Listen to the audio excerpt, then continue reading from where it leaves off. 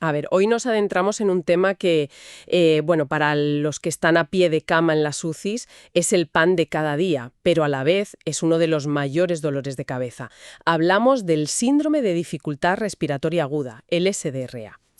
Uf, sin duda, un verdadero reto clínico, siempre. Totalmente. Y para esta inmersión a fondo, vamos a tomar como base unos datos fascinantes de una sesión clínica súper especializada que dio el doctor Cristian Hernández. Nuestra misión hoy es, ir mucho más allá de las aproximaciones clásicas. Excepto, ir más allá de lo básico, porque ya no nos sirve. Eso es, queremos entender cómo la medicina intensiva está, digamos, cambiando el chip para optimizar la monitorización hemodinámica, el manejo de fluidos y, por supuesto, la ventilación mecánica, pero basándonos en los subfenotipos del paciente crítico. Que es la clave de todo hoy en día. Claro, porque, a ver, tratar el SDRA a día de hoy es como, no sé, imagínate intentar arreglar el motor de un coche de altísima competición que está fallando en plena carrera. Me gusta la analogía. Y a 300 por hora, además. Exacto.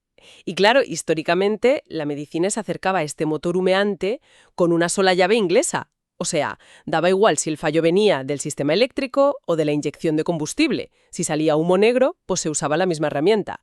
Y esa herramienta era la famosa clasificación de Berlín. Bueno, la famosa y omnipresente clasificación de Berlín. Que a ver, en su momento ayudó, ¿eh? Pero hoy sabemos que esa aproximación tan genérica es, pues, totalmente insuficiente. Se queda corta. Cortísima. Piensa que el daño en la barrera alvéolo capilar provoca una inundación literal de líquido. Líquido, células inmunitarias, mediadores proinflamatorios, y todo esto altera la mecánica pulmonar de formas radicalmente distintas en cada individuo. No hay dos pulmones iguales. Claro, no puedes trazarlos igual. Para nada. Y el objetivo de los datos que presentó el doctor Hernández es precisamente añadir esas capas de interpretación fisiopatológica que los profesionales de cuidados críticos necesitan. Hay que pasar de esa visión monolítica de Berlín a un enfoque donde, la hemodinámica, la radiología y la biología molecular te dicten cómo configurar el respirador. Y para dar ese paso, creo que es imperativo revisar por qué la clasificación de Berlín, que recuerdo que fue el estándar de oro desde 2012, fracasó o se quedó tan corta en la práctica real. Pues mira, durante años, la categorización del SDRA en leve, moderado o severo dependía casi exclusivamente de la ratio PAFI.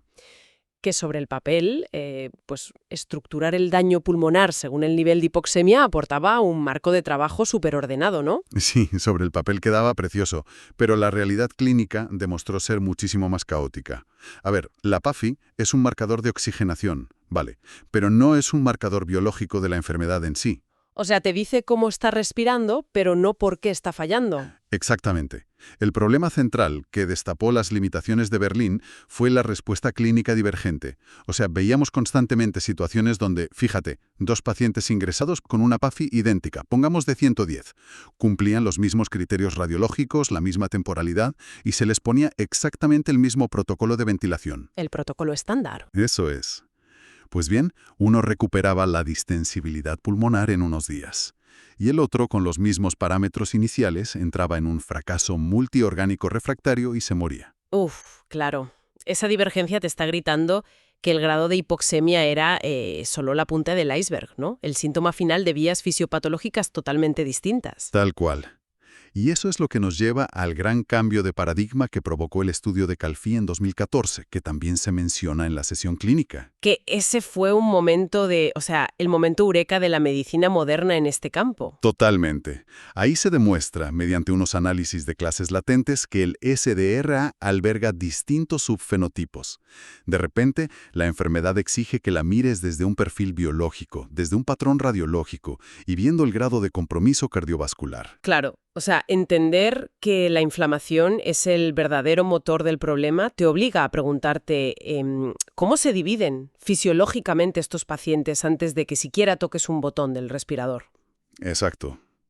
Y la división más determinante que nos dan las investigaciones recientes separa a los pacientes en dos grandes grupos, o fenotipos, el hiperinflamatorio y el hipoinflamatorio. Vale, profundicemos en eso. ¿Qué define al hiperinflamatorio? Pues en el perfil hiperinflamatorio, si miras el panel de biomarcadores, ves niveles desorbitados de citoquinas. especialmente interleucina 6, interleucina 8 y el factor de necrosis tumoral por las nubes. Y fíjate, el origen de este estado suele ser indirecto al pulmón. O sea, el problema no empezó en el pulmón. Para nada. Hablamos de pacientes que hacen un SDR después de, no sé, una sepsis abdominal, un gran quemado o una pancreatitis aguda severa.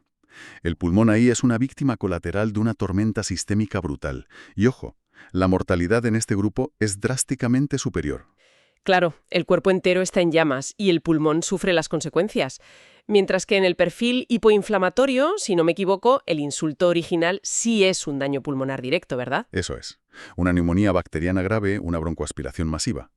En estos casos, los biomarcadores sistémicos están mucho más contenidos. El paciente requiere menos soporte vasopresor y, en general, la supervivencia es mejor. Pero claro, viendo los datos de la sesión, el perfil hiperinflamatorio no solo te destroza el pulmón, sino que crea un efecto dominó terrorífico que golpea de lleno a la hemodinámica, concretamente al ventrículo derecho. Y esa es la verdadera trampa mortal. El compromiso del ventrículo derecho en el SDRA hiperinflamatorio es crítico.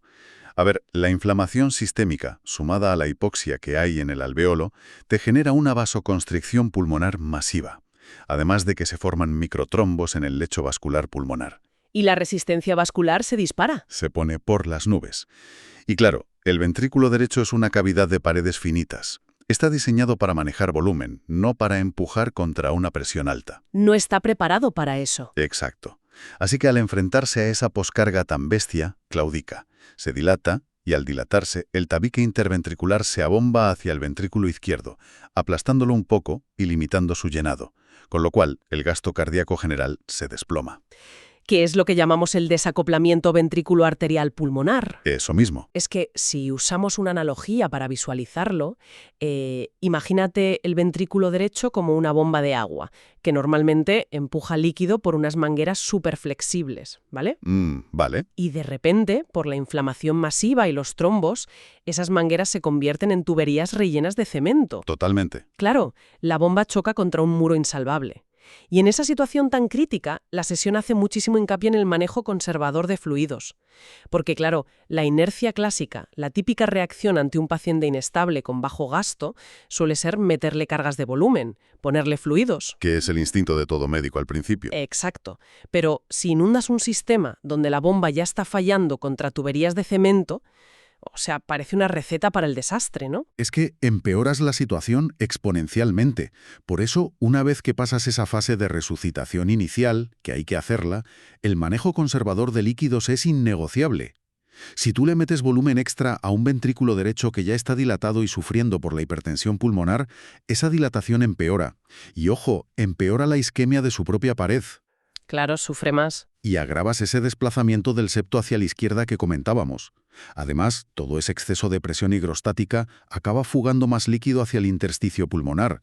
O sea, terminas engrosando aún más la barrera alveolocapilar. Básicamente lo estás encharcando más y hundiendo el corazón al mismo tiempo. Literalmente. Madre mía.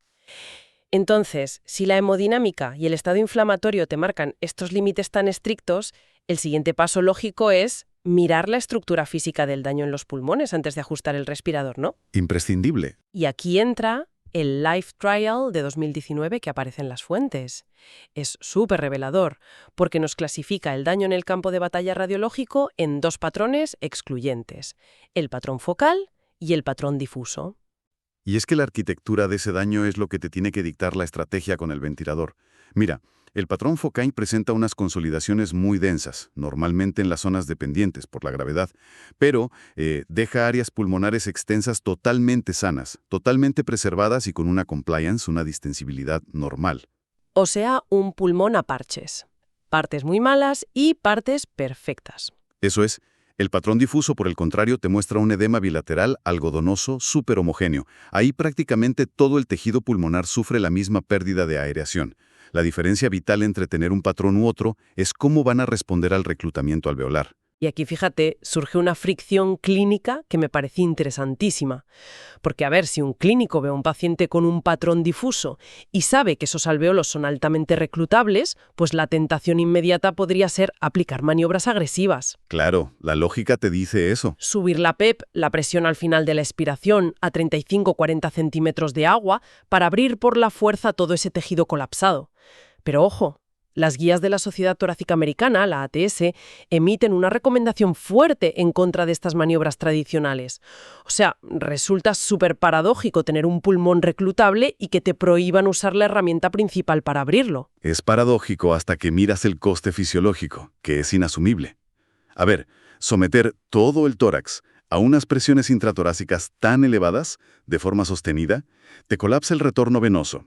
Y eso hunde el gasto cardíaco en cuestión de segundos. Otra vez el corazón pagando el pato. Exacto. Y además, si sobredistiendes las zonas que ya estaban abiertas, la sangre huye de ahí, el flujo sanguíneo se desvía hacia las áreas que siguen colapsadas, con lo cual empeoras el efecto shunt y la hipoxemia es aún peor. O sea que en el patrón difuso, la PEP hay que titularla con muchísima precaución, ¿no? Meticulosamente, vigilando siempre la distensibilidad.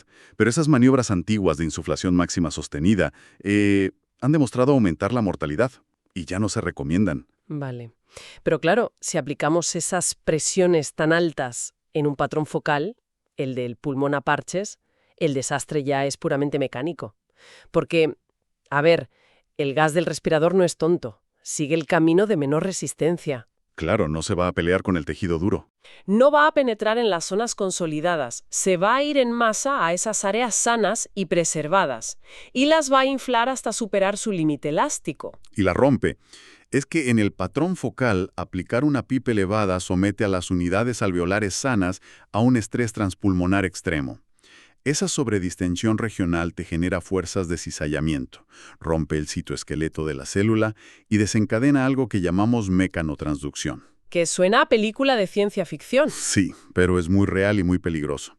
Significa que las células, al ser estiradas mecánicamente por el respirador, entran en pánico y empiezan a liberar aún más citoquinas inflamatorias.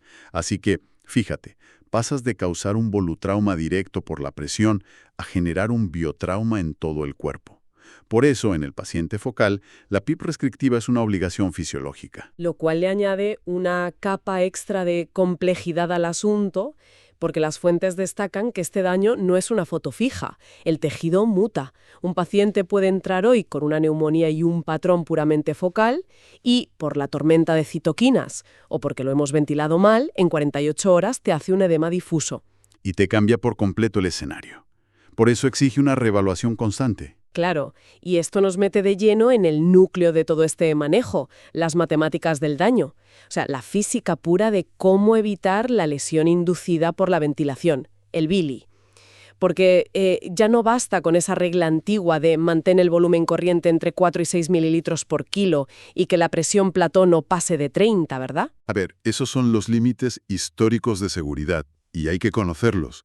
Pero son medidas unidimensionales. El avance real, lo que de verdad ha bajado la mortalidad, ha sido comprender cómo se disipa la energía que le metemos al parenquima pulmonar. Y aquí, en 2015, el estudio de Amato lo cambió todo al centrarse en la driving pressure, la presión de distensión. Que matemáticamente es bastante simple. Presión plató menos la PIP. Exacto. Equivale a la relación entre el volumen corriente y la compliance, la distensibilidad del sistema. Te refleja la tensión dinámica que está soportando esa fracción de pulmón que realmente está trabajando. O sea, te dice si el volumen que le estás metiendo es adecuado para el tamaño del pulmón funcional que le queda al paciente en ese momento. Eso es. Es que si pensamos en la driving pressure como la fuerza de un impacto, imagínate que es el peso de un martillo golpeando un clavo. Si la compliance del pulmón es muy baja, es decir, tienes un pulmón súper rígido o muy pequeñito por el daño, introducirle un volumen estándar te va a generar una driving pressure altísima. Altísima, sí. Es como intentar golpear una placa de cristal fino con un martillo de acero macizo. La estructura va a ceder. Por eso mantener este indicador igual o por debajo de 15 se asocia directamente con que el paciente sobreviva, porque aseguras que el impacto no destroce el tejido. Te lo compró totalmente. Pero ojo, que luego vino Gattinoni y llevó esto un paso más allá al introducirnos el Mechanical Power. El mechanical power, palabras mayores. Pero Egatinoni le añade el flujo y, lo más importante, la frecuencia respiratoria. Cuantifica la energía total entregada al pulmón expresada en julios por minuto. O sea, pasamos de medir presiones estáticas a calcular la termodinámica del pulmón en tiempo real. Exactamente. Claro, y siguiendo con la analogía del martillo, el mechanical power nos viene a decir que la frecuencia de los golpes importa igual o más que su fuerza. O sea, puedes tener una driving pressure de 12, que sería un martillo ligerito, parecería que estás en rango seguro, ¿no? Parecería, sí. Pegando al pulmón 35 martillazos ligeros cada 60 segundos. Esa energía acumulada horas y horas te genera una fatiga estructural en un tejido que ya está inflamado. El pulmón se rasga microscópicamente, libera más inflamación y volvemos a castigar al ventrículo derecho. Es un círculo vicioso tremendo. Por eso el objetivo clínico hoy es mantener ese sumatorio de energía, el mechanical power, por debajo de 17 julios por minuto.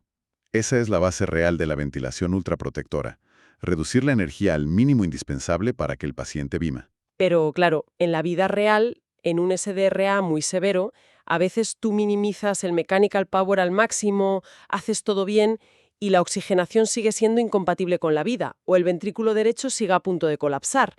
Y ahí es cuando el equipo médico tiene que sacar las terapias de rescate. Sí, cuando la ventilación protectora y los fluidos ya no dan más de sí.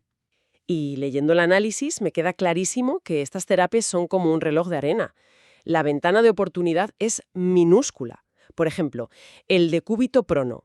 Poner al paciente boca abajo de forma precoz, si la PAFI es menor a 150, es vital. Fundamental, porque homogeneizas las presiones y reclutas sin tener que subir la temida PIP. Exacto, pero donde veo mucho más debate es en el tema farmacológico, sobre todo con los corticoides.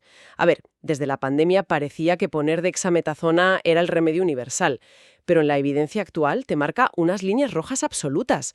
O sea, iniciar corticoides más allá de los 14 días de evolución clínica empeora radicalmente el pronóstico. Lo empeora drásticamente.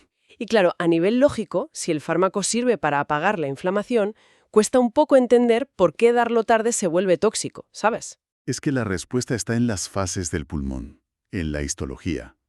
Mira, los primeros 7 a 14 días de un SDRA son la fase exudativa.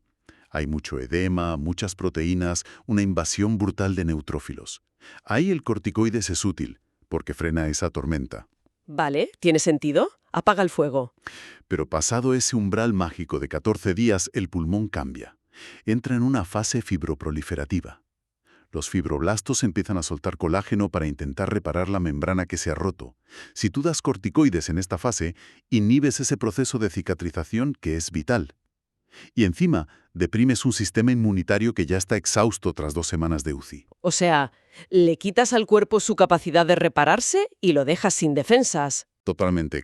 El resultado no es que le quites el edema. El resultado es que le provocas una infección por hongos o bacterias oportunistas en un tejido que no se puede curar. Además, fíjate, en los pacientes que tienen el fenotipo hipoinflamatorio desde el principio, el uso de corticoides ni siquiera tiene una evidencia clara de beneficio. Ojo con eso. Y hablando de ventanas de tiempo estrictas, los bloqueantes neuromusculares también tienen lo suyo.